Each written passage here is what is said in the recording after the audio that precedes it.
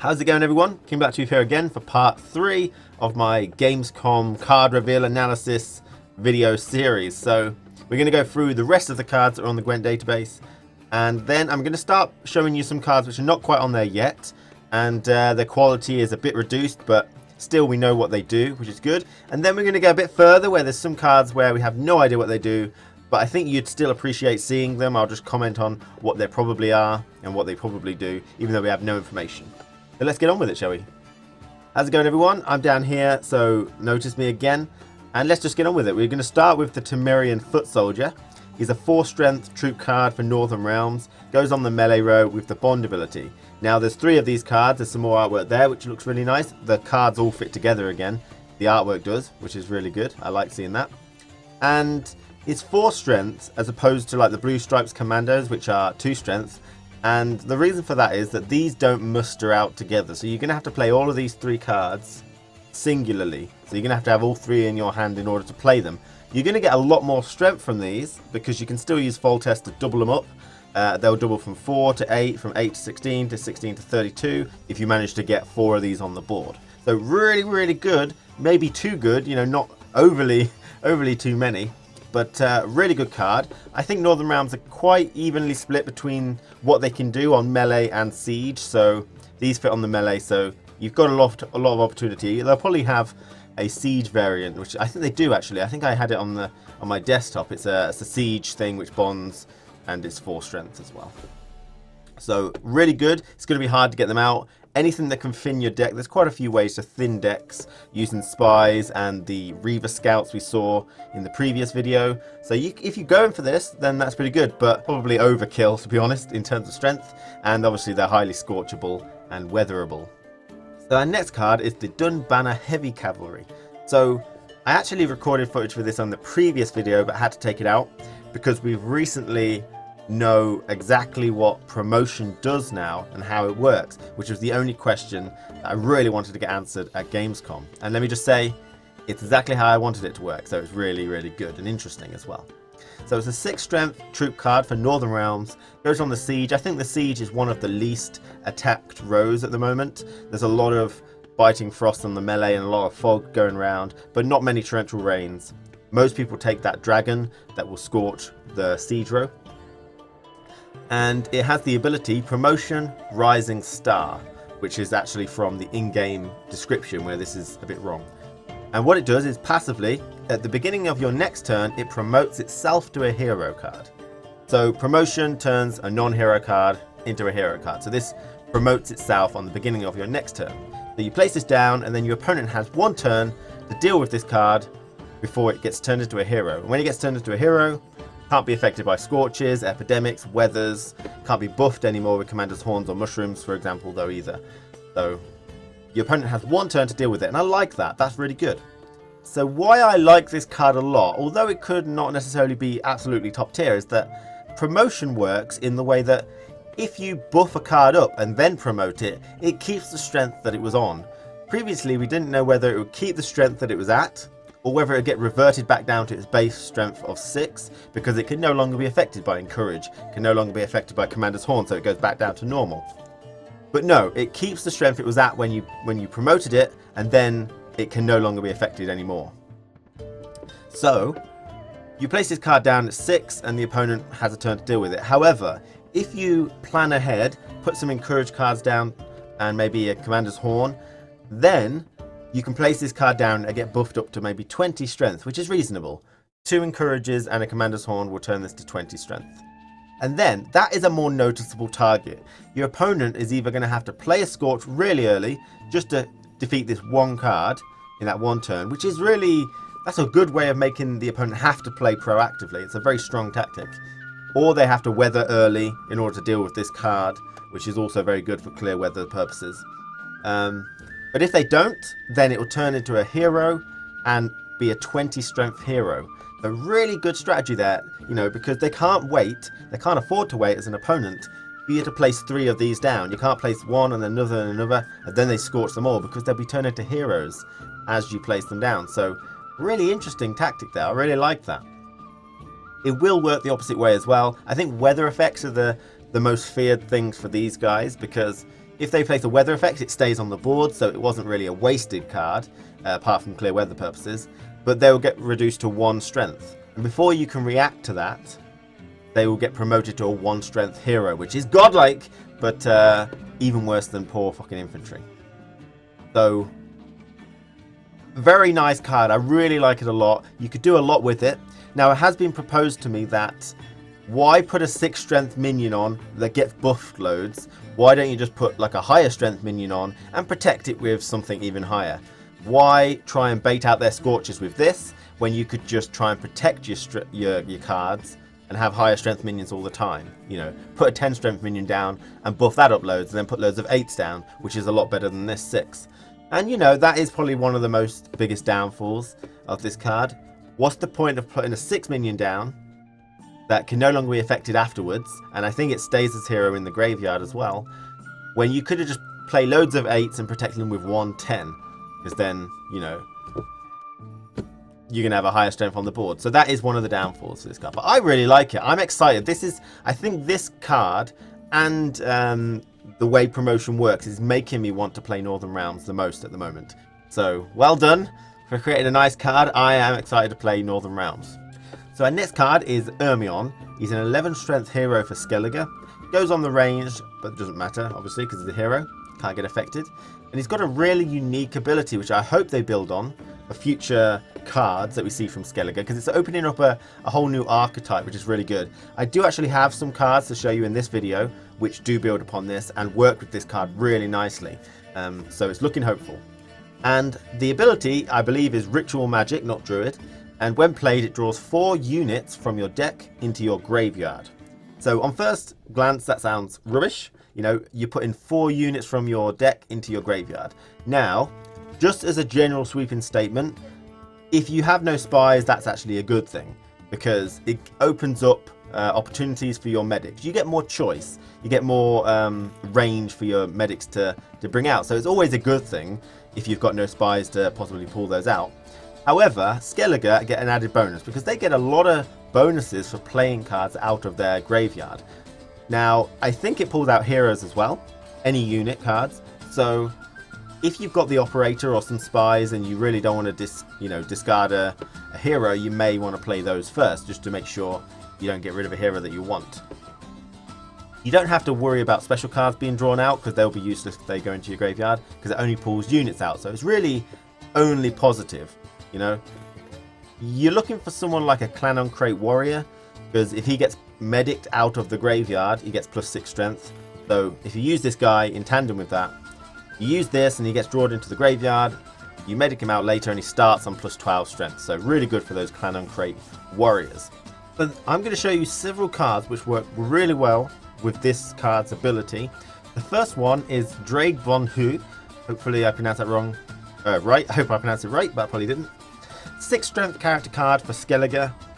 Goes on the siege row and has some sort of empower ability. It's called Ballad, but I'm not so sure that's right, but it doesn't matter.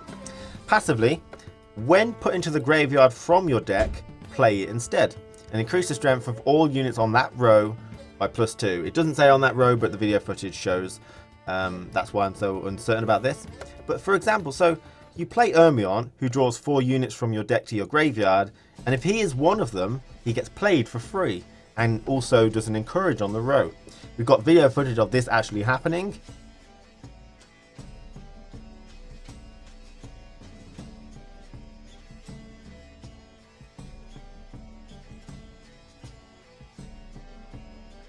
So I really like that style of card. I hope we see more cards like that. So the archetype of discarding cards from your deck to your graveyard really becomes its own sort of deck with Skelliger. It's really interesting.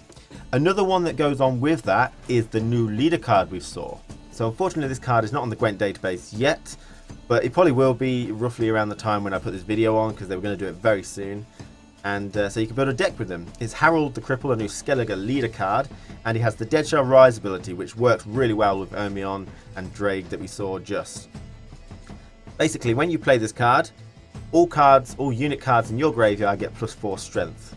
So generally just really, really good. You'll use Ermion to put 4 cards into your graveyard, and then use this card, and all of those will gain +4 strength. It's going to be very vital for the strategy of chain medicing, which is where you bring out one medic and then you medic out a medic that was in the graveyard, and then medic out another one and another one. And usually you do it with Siegfrieda, who gets strength every time someone is medicked. So you use Siegfrieda to medic out a medic, which medics out a medic, which medics out a medic, which medics out thing that you actually wanted to medic out, like a Clan on Cloak Warrior. And this would make Siegfrieda go up in strength a lot. And usually that was the only reason you do it, because these are all 0 strength healers. So you chain them out so Siegfrieda goes up in strength. Now you do have more cards on the board, more minions then, so any encourage units get extra value. But now all these 0 strength healers are now 4 strength healers because this guy has buffed them all. So really strong strategy there, using Siegfrieda to chain medic loads of 4 strength healers now.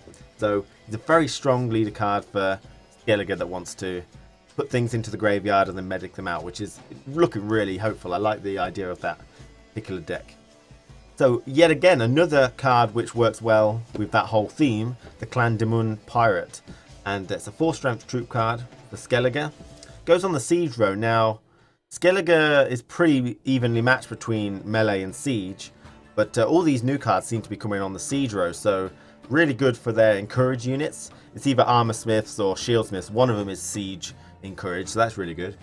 And it's got the ability to, it says raid a pawn, but I'm not sure if that's the correct name. Most of them haven't been yet. When played, draw 1 unit from your deck to your graveyard. So he's kind of like a low-cost Ermion, basically. But really useful for that ability. You know, you might pull out a spy, you might pull out Clan and Cloak Warrior. There's a lot of things that are really good.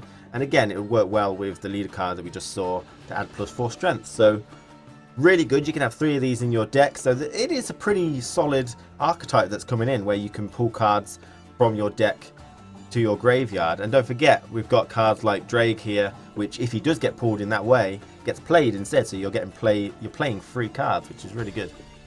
So the next card is Madman Lucasz, which is an 8 strength character card for Skelliger. He goes on the melee row. So again, melee and siege being the optimal things for Skelliger. So if you're fighting against Skelliger, be aware melee and siege are probably the rows that you need to be wary of. He's got the Empower Resurrect ability, which is just the same ability as the Clan on Cloak Warrior. Anytime he gets mediced out of the graveyard, he gains strength. And in Madman Lucasz' case, he gains 8 strength every time he's mediced out of the graveyard. So you could medic him out in many different ways. If he scorches him, then you can just medic him out again. On the round transitions, you could medic him out. If you draw him from your deck to your graveyard, you can medic him out and he'll automatically be 16. And he goes up 8 every time you medic him out. So go to 8 to 16, 16 to 24, 24 to 32, 32 to 40, and so on. So he's like just a bumped up version of the Clan on Cloak Warrior. So although that might be all you think, he does play a pretty vital role, very much like the Ice Giant in that respect, that he's just incrementally better than a Clan on Cloak Warrior, and that's a big deal. It means that he's going to protect Clan on Cloak Warriors from scorches. Although you may not want to, it doesn't matter if he gets scorched, providing you've got another medic to pull him out with. But he will protect, like, say, 2 Clan on Cloak Warriors from just getting scorched together, which is obviously a bad thing. But providing you medic them out evenly, he will always be incrementally better, and that's always a good thing. So I really like him. He's going to be probably quite a vital card to any Skelliger deck, in my opinion. Just really, really good. The next card is Aldric, which I think I pronounced right, so I'm pretty happy about that. Aldric is a 4 strength character card for Skelliger. He's a disloyal spy that goes on the melee side, so you replace it on the melee of the opponent's side. And he's got a very unique ability here, which apparently is called Spy Medic, but I don't think so. When played, you draw a random non-hero unit card from your opponent's graveyard and put it in your hand. So if you just think about this for a second, he's a spy, which is 4 strength. Pretty good. The 4 strength spies are the lowest ones I think we've seen, apart from maybe Yavin, who could offset that. And that's really negligible, so that's really good. But you're putting them on the opponent's side and you're getting a card put into your hand. So you are stalling. You play like most traditional spies do. You're stalling when you do this because you get to keep the same card advantage while also wasting a turn. And essentially, I think he's going to be very, very good in any Skelliger deck because he's just a better version of the Caretaker. The Caretaker is an 8 strength neutral hero. who goes on the opponent's melee side because he's a spy as well. And 8 strength is a lot. Okay, he's a hero, so you can't be decoyed, whereas Aldric could be. So that would be pretty bad for you. Because if they if they decoy him and play him against you, they'll steal something from your graveyard. If it's, say, Madman Lucasz, who gets resurrected every time he comes out of a graveyard, or Clan on Crate Warrior does the same, that's really bad for you. You don't want, they're the things you don't want being stole from you. So that could be dangerous in that way. But the Caretaker takes any non-hero unit card from the opponent's graveyard and plays it instantly. So the Caretaker is a hero with 8 strength, so you're giving him more strength, and you're not even stalling. You've got to play it instantly, so you are losing card advantage with the Caretaker. So Aldric is just a better version, to be honest. I think the only positive with the Caretaker is that you get to choose what card it is, whereas Aldric you don't, it's random.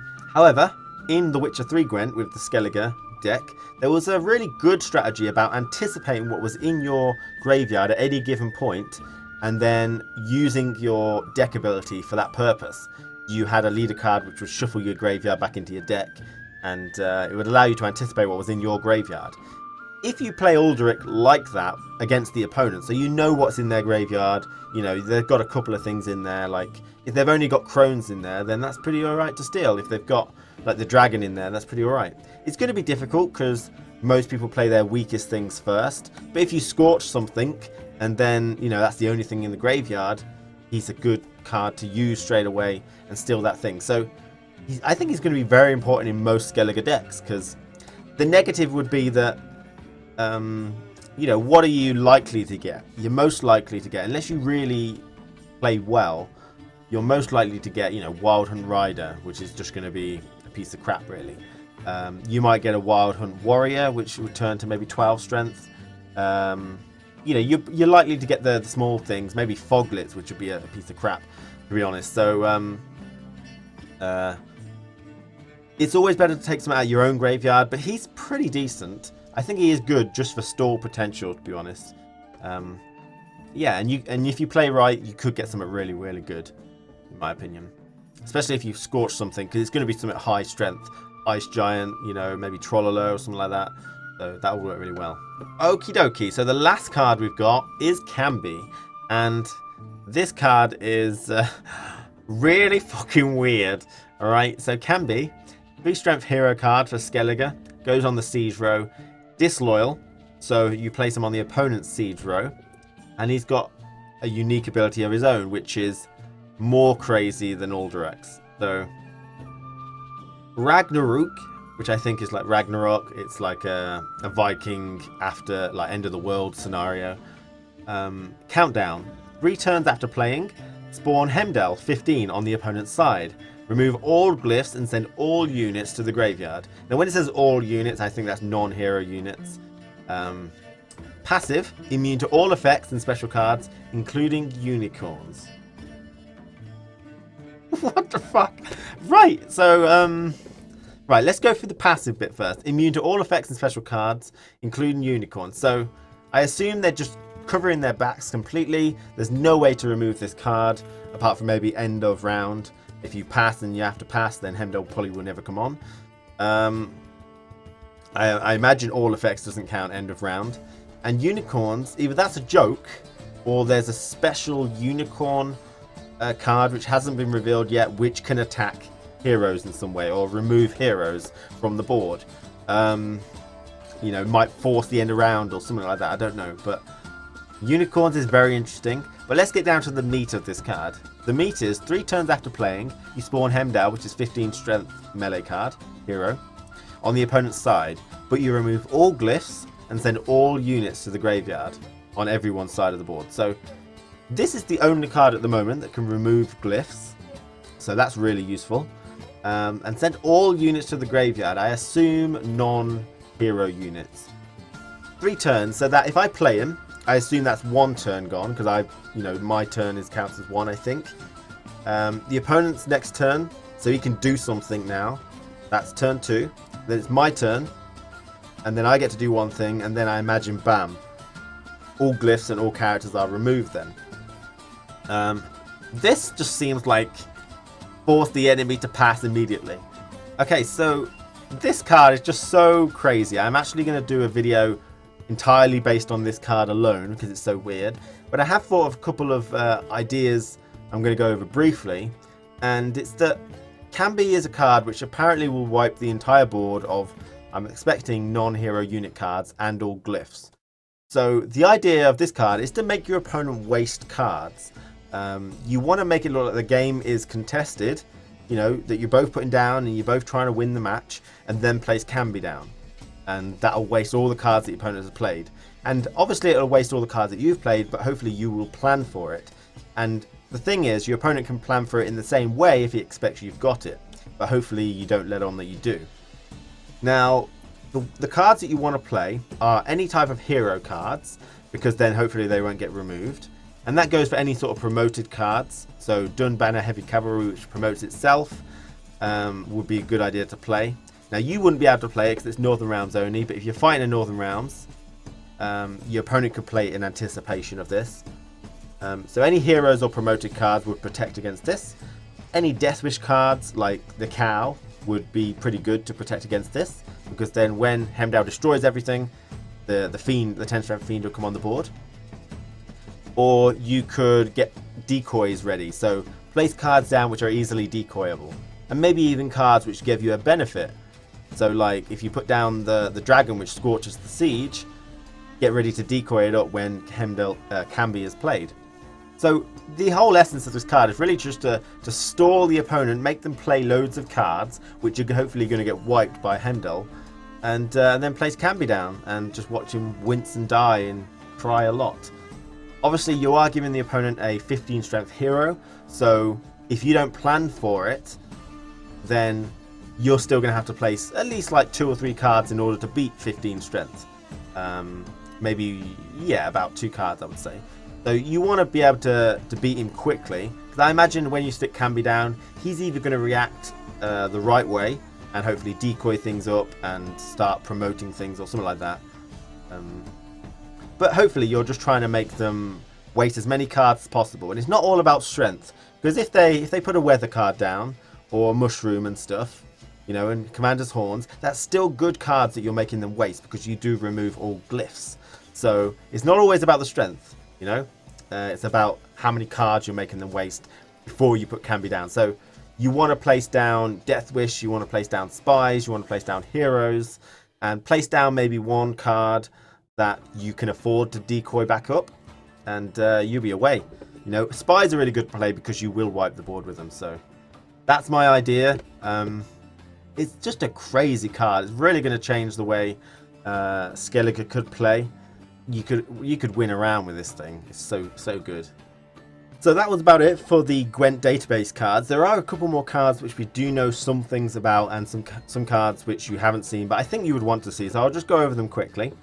The first card is this card, which is Lugos. It's a 4-strength character card, melee or ranged. I'm not sure. I think it's neutral, and it's got the Death Wish ability. It acts very much like the Cow. When it gets removed from the board, it will spawn this card. And this card is a 10-strength character card as well. Goes on the same road that Lugos was on. So in effect, this is just a kind of buffed up Cow, to be honest. The Cow is 0 strength and summon 10 strength. This is 4 strength and summons a 10 strength minion. So it is like a power creep on Cow, but you have to remember that the Cow also protects against Epidemic, where this card probably wouldn't. So you may want to consider that depending on how your whole deck works. Like I said, I don't know if it's neutral. It could possibly not be. I think most cards which are better than neutral cards are usually deck specific, but I think this will be neutral. Next we have a Northern Realms healer, 0 strength siege, and it's just a usual medic, so you know it's always good to see for Northern Realms. I don't think they've got too many yet, but that's going to be 3 right there, which is really good. And I think they came from The Witcher 3 as well. So the next card we've got is the Young Berserker. It's making a return from The Witcher 3 Gwent. Had a bit of a change though. So we don't know what the strength is, because every time we saw it, it was weathered. It's a melee card, but it now has the ability to muster and transform. So transformation is still coming back. Hopefully it's still linked to mushrooms. That was a big thing in The Witcher 3 Gwent. It turned them into young berserker bear things, and they were really good. But for now, this has the the muster ability, and I assume it's the muster like every other classes apart from Northern Realms, where you place one down and they'll all come out, rather than just the Northern Realms-esque one where you place one down and one more come out. So that's always good to see. Hopefully we will see more about this transformation thing later on. So now I'm going to show you some pictures which are just complete screenshots of some of the cards we've seen, and you guys can speculate on them just briefly. Okay, the first one we have here at the front of the card hand, we have a Headless Man, and it's 8 strength character card for melee, has a Death Wish ability. I believe his character name begins with O. I can't quite remember it now though.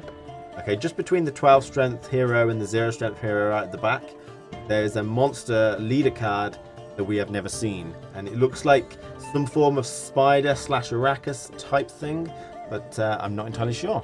Just complete speculation. So here's our next set. Right on the bottom left, we have what looks like that card from earlier, 8 strength ranged. I believe this is just going to be a token card, like say you use your leader card and it summons this.